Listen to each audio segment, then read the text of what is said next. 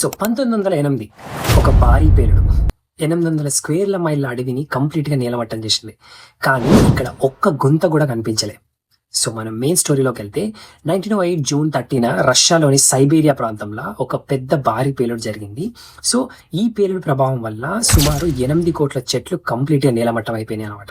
ఆ పేలుడు శక్తి కంప్లీట్లీ అణుబాంబు స్థాయిలో ఉన్నట్లు అక్కడున్న సైంటిస్టులు అయితే అంచనా వేసినారు.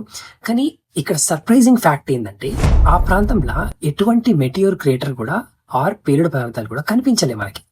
సో దీనికి వాళ్ళిచ్చే ఎక్స్ప్లెనేషన్ ఏంటంటే ఇది ఒక పెద్ద మెటియోర్ లేదా ఆస్ట్రాయిడ్ భూమికి చాలా దగ్గరకు వచ్చి భూమిని తాకే ముందే గాల్లని ఎక్స్ప్లోడ్ అయిపోయింది అని చెప్పేసి.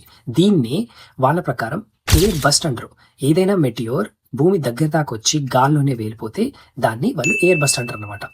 అందుకే ఎలాంటి గుంత కానీ అక్కడ ఆనవాళ్ళు కానీ మనకి కనిపించలే. ఇంకోటి కొంతమంది ఏం నమ్ముతారంటే ఇది ఒక ఏలియన్ టెక్నాలజీ కావచ్చు ఆర్ లేదా సమ్ తెలియని అన్నోన్ ఎనర్జీ కావచ్చు అని అంటున్నారు.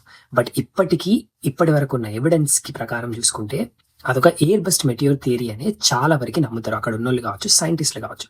సో కన్క్లూజన్లోకి వస్తే ఇక్కడ జరిగింది మిస్టరీ అయినప్పటికీ ఇది భూమిని తాకే ముందే గాల్లోనే పేయడం వల్ల ఇది మెటియోర్ వల్లనే అయిందని చెప్పేసి ఇక్కడ సైంటిస్టులు స్ట్రాంగ్ గా బిలీవ్ చేస్తున్నారు. సో మీరేమనుకుంటున్నారు? ఇది మెటియోర్ చర్య వల్లనే అయిన పేలుడు అంటారా, లేకపోతే ఇంకేదన్నా అన్నోన్ మిస్టరీ అంటారా? మీకు తెలిస్తే కింద కామెంట్ చేయండి అండ్ నా ఛానల్ని సపోర్ట్ చేయండి. మరిన్ని ఇంట్రెస్టింగ్ ఫ్యాక్ట్స్ తోని I'll see you in the next video.